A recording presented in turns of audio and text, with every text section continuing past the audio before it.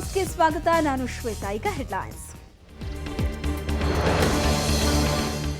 Nice ಕಾರಿಡಾರ್ಗೆ ಹೆಚ್ಚುವರಿ ಭೂಸ್ವಾಧೀನ, ದೇವೇಗೌಡ ಸೇರಿ 30 ಮಂದಿ ವಿರುದ್ಧ ತನಿಖೆಗೆ ನಿರ್ದೇಶನ, ಟೋಲ್ ಸಂಗ್ರಹ ಮುಟ್ಟುಗೋಲಿಗೂ ಲೋಕಾಯುಕ್ತ ಕೋರ್ಟ್ ಸೂಚನೆ. ಹೇಳಿಕೊಳ್ಳೋದಕ್ಕೆ ಬಿಬಿಎಂಪಿ ಉಪ ಆಯುಕ್ತ ಪಟ್ಟ, ಮಹಿಳಾ ಕಾರ್ಮಿಕರ ಮೇಲೆ ಬೀರ್ತಿದ್ದ ಕಾಮುಕ ನೋಟ, ಅಧಿಕಾರಿ ಬೆವರಿಳಿಸಿದ್ರು ಪಾಲಿಕೆ ಸದಸ್ಯರು. ಮುಗಿದೇ ಹೋಯಿತು ಅದ್ದೂರಿ ದಸರಾ, ನಗರದ ಕಸ ಸಾಗಣೆ ಇಲ್ಲ ಸಸಾರ, ಸಮಸ್ಯೆ ತಡೆಗೆ ಪಾಲಿಕೆ ತರುತ್ತಂತೆ ಟಿಕೆಟ್ ವ್ಯವಸ್ಥೆ. 3 ಮಕ್ಕಳ ತುಂಬು ಸಂಸಾರ, ಆದರೆ ಪತಿ ಪತ್ನಿ ಪ್ರಾಣಕ್ಕೆ ತಂದುಕೊಂಡ್ರು ಸಂಚಕಾರ, ದಂಪತಿ ಸಾವಿಗೆ ಕಾರಣ ಹುಡುಕ್ತಿದ್ದಾರೆ ಪೊಲೀಸರು. ರೂಪದರ್ಶಿಗಳ ಮಧ್ಯೆ ಸುಮಲತಾ ರ್ಯಾಂಪ್ ವಾಕ್, ಅಲ್ಲಿತ್ತು ವಜ್ರದ ಒಡವೆಯ ಝಲಕ್, ಆಭರಣ ಮೇಳಕ್ಕೆ ಸಿದ್ಧವಾಗ್ತಿದೆ ಉದ್ಯಾನ ನಗರ.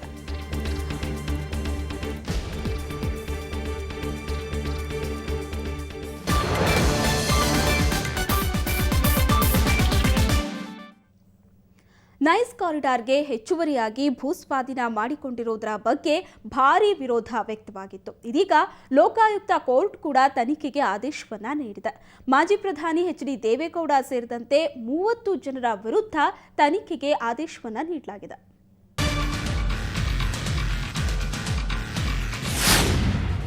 ಮೈಸೂರು ಬೆಂಗಳೂರು ನಡುವೆ ಕಾರಿಡಾರ್ ರಸ್ತೆ ನಿರ್ಮಿಸಲು ಸರ್ಕಾರ ರೈತರ ಬಳಿ ಜಮೀನನ್ನ ಅಕ್ರಮವಾಗಿ ವಶಪಡಿಸಿಕೊಂಡಿದೆ.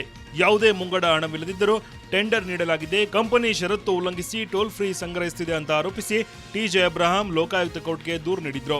ವಿಚಾರಣೆ ನಡೆಸಿದ ಕೋರ್ಟ್ ಎಡಿಜಿಪಿ ನೇತೃತ್ವದ 4 ಡಿವೈಎಸ್ಪಿಗಳನ್ನೊಳಗೊಂಡ ತಂಡದಿಂದ ತನಿಖೆ ನಡೆಸುವಂತೆ ಆದೇಶ ನೀಡಿದೆ. ಮುಟ್ಟುಗೋಲು ಇಲ್ಲ ಒತ್ತುವರಿ, ಸರ್ಕಾರಿ ಜಮೀನು ಇಲ್ಲ ಸರ್ಕಾರದ ದುಡ್ಡು ಬೊಕ್ಕಸೆಯನ್ನು ಲೂಟಿ ಹೊಡೆದಿರೋದು ಏನಿದೆ ಅನ್ನೋದನ್ನ ಅಟ್ಯಾಚ್ಮೆಂಟ್ ಆರ್ಡರ್ ಅನ್ನೋದು ಪಾಸ್ ಆಗಿದೆ. ಅದನ್ನು ಸ್ವಾಗತಿಸ್ತೀವಿ. ಇದು ಇನ್ನು ಮುಂದಕ್ಕೆ ಪ್ರಿವೆನ್ಷನ್ ಆಫ್ ಕರಪ್ಷನ್ ಆ್ಯಕ್ಟಲ್ಲಿ ನಾವು ಕೇಸುಗಳು ಹಾಕಿದಾಗ ಇದೊಂದು it will be an example, it will be trend setter ಆಗ್ತದೆ, ಮುನ್ನುಡಿ ಆಗ್ತದೆ. ದೇವೇಗೌಡರು ಸಿಎಂ ಆಗಿದ್ದ ಅವಧಿಯಲ್ಲಿ 6,999 ಎಕರೆ ಹೆಚ್ಚುವರಿ ಭೂಮಿಯನ್ನು ಅಕ್ರಮವಾಗಿ ಸ್ವಾಧೀನಪಡಿಸಿಕೊಂಡಿದ್ದಾರೆ.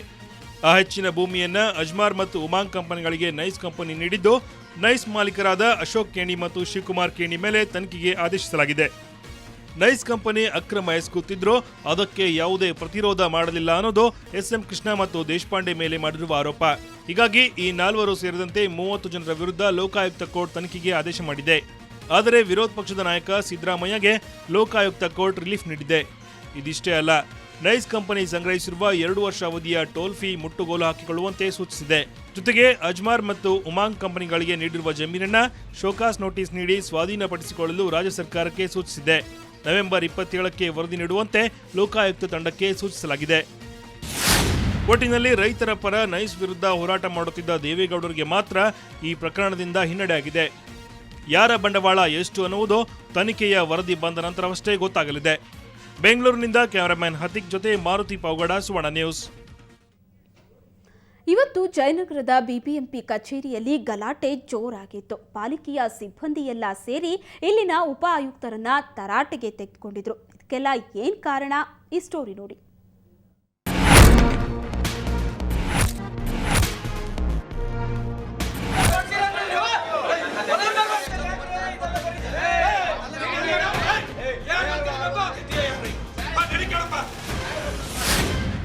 ಹೀಗೆ ತಲೆಗೆ ಎಣ್ಣೆ ಹಚ್ಕೊಂಡು ಸ್ಕೂಲ್ ಹುಡುಗನ ಹಾಗೆ ಕ್ರಾಫ್ಟ್ ಬಾಚಿಕೊಂಡಿರೋ ಇಬ್ರು ಉದಯ್ ಶಂಕರ್. ಕೆಲಸ ಬಿಬಿಎಂಪಿ ಜಯನಗರ ವಲಯದ ಉಪ ಆಯುಕ್ತ. ಸಂಭಾವಿತನಾಗಿ ನಡೆದುಕೊಂಡಿದ್ರೆ ಈತನ ಮುಖಾರವಿಂದವನ್ನ ನಾವು ಟಿವಿನಲ್ಲಿ ತೋರಿಸ್ತಿರ್ಲಿಲ್ಲ.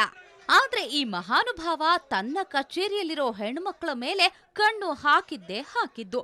ಕಿರುಕುಳ ನೀಡ್ತಿದ್ದ ಇವನ ಲೀಲೆಯನ್ನ ಇಲ್ಲಿನ ಸಿಬ್ಬಂದಿಯ ಬಾಯಿಂದಲೇ ಕೇಳಿ. ಸೊ ನನಗೆ ವೈಯಕ್ತಿಕವಾಗಿ ಅಂತ ಅಂದರೆ ನನಗೊಂದು ಓಪನ್ ಮೀಟಿಂಗ್, ಈ ಥರ ಪ್ರೋಗ್ರೆಸ್ ಮೀಟಿಂಗ್ ಅಂತ ಕರೆದ್ರು. ನಾನು ಹೇಳ್ಕೊಳ್ಳಿಕ್ಕೆ ಆಗ್ತಾಯಿಲ್ಲ. ಅವರು ನನ್ನ ಪರ್ಸನಲ್ ವಿಚಾರವನ್ನು ಕೇಳಿದ್ರು, ನನಗೆ ಬೇಜಾರಾಯಿತು.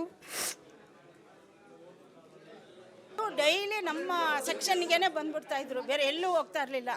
ಬರೋದು ನನಗೆ ತೊಂದರೆ ಕೊಡೋದು. ತಿರ್ಗಿ ನಾವು ಇವತ್ತು ರಿಕ್ವೆಸ್ಟ್ ಮಾಡಿದ್ದೀನಿ, ಸರ್ ಸ್ವಲ್ಪ ಲೇಟಾಗಿ ಬರ್ತೀನಿ, ಸ್ವಲ್ಪ ಸಮಯ ಆಗುತ್ತೆ ಸರ್ ಅಂದ್ರು ಅದೆಲ್ಲ ಗೊತ್ತಿಲ್ಲ, ಬಾ ನೀನು ಫಸ್ಟ್ ಆಫೀಸ್ಗೆ ಬಾ ಅಂದರು. ಸರಿ, ಅಲ್ಲಿ ನಾನು ಅಲ್ಲಿಗೆ ಹೋದವಳು ತಿರುಗಿ ಹಿಂದಿರ್ಕೊಂಡು ಆಫೀಸ್ಗೆ ಬರೋಷ್ಟರೊಳಗೆ 11 ಗಂಟೆ ಆಯಿತು. ಸರಿ ಕರೆದಿದ್ದಾಳೆ ಅಂತ ಬಂದ್ರೂ ತಿರುಗಿ ಅದ್ರ ಅಟೆಂಡೆನ್ಸಲ್ಲಿ 11:15 ಬರೆದಿದ್ದಾರೆ. 11 ಗಂಟೆಗೆ ಬಂದ್ರೂ ನೌಕರರ ಸಂಘಕ್ಕೆ ಇವರೆಲ್ಲ ದೂರು ನೀಡಿದ್ರು. ಹಾಗಾಗಿ ಉದಯ್ ಶಂಕರ್ನನ್ನ ಇವತ್ತು ಬಿಬಿಎಂಪಿ ನೌಕರರ ಸಂಘದ ಸದಸ್ಯರು ತರಾಟೆಗೆ ತೆಗೆದುಕೊಂಡ್ರು.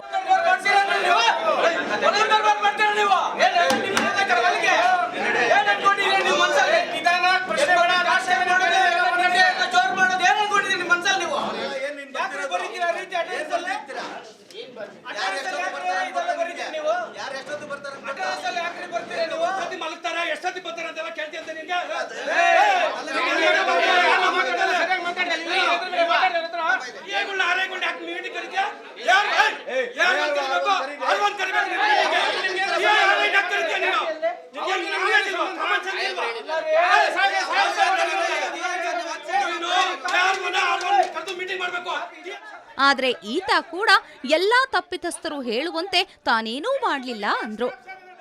ಇಲ್ಲ ಒಬ್ರಿಬ್ಬರು ಮಾಡಿರ್ಬೋದು, ಬಟ್ ಬೇರೆ ಯಾರು ಕಂಪ್ಲೇಂಟ್ ಕೊಟ್ಟಿಲ್ಲ. ಅವ್ರು ಮಾಡೋ ಕೆಲಸಗಳನ್ನ ನಾನು ಹೇಳಕ್ ತಯಾರಿಲ್ಲ. ನಂದೇನು ಆರೋಪಗಳನ್ನ ನಾನು ಒಪ್ಪೋದಿಲ್ಲ, ನಿರಾಕರಿಸ್ತೀನಿ. ಆಫೀಸ್ ಕಾನೂನು ಏನು ಪ್ರಕಾರ ಇದೆ, ಆಫೀಸಲ್ಲಿ ಏನು ಪ್ರೊಸೀಜರ್ ಇರ್ತಾರೆ ಅದ್ರ ಪ್ರಕಾರ ನಡೆಯಬೇಕು ಅಂತ ನಾನು ಹೇಳ್ತೀನಿ ಅಷ್ಟೇ. ಬಟ್ ಆರೋಪಗಳನ್ನ ಸುಳ್ಳು ಅಂತ ನಾನು ಇವ್ರು ಯಾರಿಗೂ ತೊಂದರೆನೂ ಕೊಟ್ಟಿಲ್ಲ. ಬೇಕಾದ್ರೆ ನೀವು ಒಬ್ಬೊಬ್ಬರನ್ನು ಇಂಡಿವಿಜುವಲ್ ಎನ್ಕ್ವೈರಿ ಮಾಡಿ ಅವ್ರು ಯಾರಿಗೆ ಏನು ತೊಂದರೆ ಆಗಿದೆ ಅಂತ ನನಗಂತೂ ಗೊತ್ತಿಲ್ಲ. ಇಂಥ ಅಧಿಕಾರಿಗಳ ವಿರುದ್ಧ ಕಠಿಣ ಕ್ರಮ ಕೈಗೊಳ್ಳಿ, ಇಲ್ಲದಿದ್ರೆ ನಾವು ನೆಮ್ಮದಿಯಿಂದ ಕೆಲಸ ಮಾಡೋದಾದ್ರೂ ಹೇಗೆ ಅಂತಾರೆ ಮಹಿಳಾ ಸಿಬ್ಬಂದಿ. ಬೆಂಗಳೂರಿನಿಂದ ಕ್ಯಾಮರಾ ಪರ್ಸನ್ ಶಿವಕುಮಾರ್ ಜೊತೆ ಅಶ್ವಿನಿ, ಸುವರ್ಣ ನ್ಯೂಸ್. ಬೆಂಗಳೂರಲ್ಲಿ ಕಸ ವಿಲೇವಾರಿ ಸಮಸ್ಯೆ ತಲೆದೋರಿ ತಿಂಗಳುಗಳೇ ಕಳೆದಿದೆ. ಈ ಸಮಸ್ಯೆ ಬಗೆಹರಿಸೋದಕ್ಕೆ ಬಿಬಿಎಂಪಿ ಏನೇನೋ ಪ್ಲಾನ್ ಮಾಡ್ತಿದ್ರು, ಎಲ್ಲ ಫ್ಲಾಪ್ ಆಗ್ತಿದೆ. ಇನ್ನು ನಿನ್ನೆ ಮೊನ್ನೆ ಹಬ್ಬ ಇದ್ದಿದ್ರಿಂದ ನಗರದ ತುಂಬ ತ್ಯಾಜ್ಯವೇ ತುಂಬಿಕೊಂಡಿದೆ. ಹಾಗಾದ್ರೆ ನಗರದ ಚಿತ್ರಣ ಹೇಗಿದೆ? ಈ ಬಗ್ಗೆ ಬಿಬಿಎಂಪಿ ಏನ್ ಹೇಳ್ತಿದೆ, ಬನ್ನಿ ನೋಡೋಣ.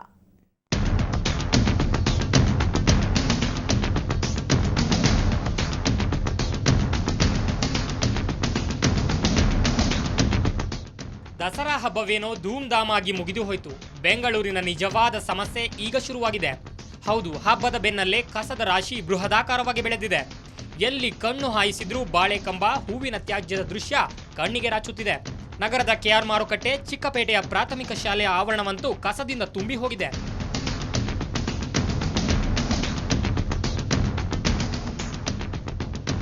ಈ ಬಗ್ಗೆ ಬಿಬಿಎಂಪಿ ಮಂದಿಯನ್ನ ಕೇಳಿದ್ರೆ ಹಾರಿಕೆ ಉತ್ತರ. ಪ್ರತಿ ಬಾರಿಯೂ ಹಬ್ಬದ ಸಂದರ್ಭದಲ್ಲಿ ಈ ಸಮಸ್ಯೆ ನಗರದಲ್ಲಿ ತಲೆದೋರುತ್ತೆ. ವ್ಯಾಪಾರದ ನಂತರ ವರ್ತಕರು ಉಳಿದ ಸಾಮಗ್ರಿಯನ್ನ ಅಲ್ಲೇ ಬಿಟ್ಟು ಹೋಗ್ತಾರೆ.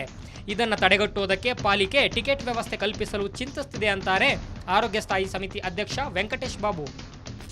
ಏನು ಆಚೆಯಿಂದ ಬಂದು ಹಬ್ಬದ ದಿವಸಗಳಲ್ಲಿ ರೈತರು ಕೂತಿ ವ್ಯಾಪಾರ ಮಾಡ್ತಾರೆ, ಅವ್ರಿಗೆ ಒಂದು ಟಿಕೆಟ್ ಮಾಡೋದು ಅಂತ, ಅಂದರೆ ಏನು ದುಡ್ಡು ಏನು ಚಾರ್ಜ್ ಮಾಡಲ್ಲ, ಏನೂ ಇಲ್ಲ, ಅವ್ರಿಗೆ ಒಂದು ಪರ್ಮಿಷನ್ ಟಿಕೆಟ್.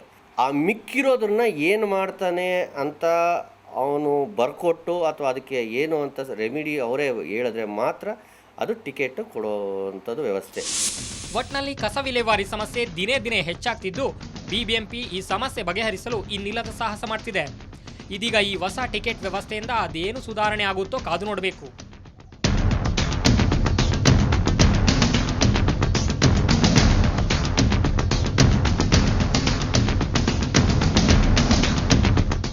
ಬೆಂಗಳೂರಿನಿಂದ ಕ್ಯಾಮರಾ ಪರ್ಸನ್ ಯುಗಂಧರ್ ಜೊತೆ ಅಶ್ವಿನಿ, ಸುವರ್ಣ ನ್ಯೂಸ್. ಬ್ರೇಕ್ ನಂತರ ಬೆಂಗಳೂರು ಫಸ್ಟ್ ಮುಂದುವರಿಯುತ್ತೆ.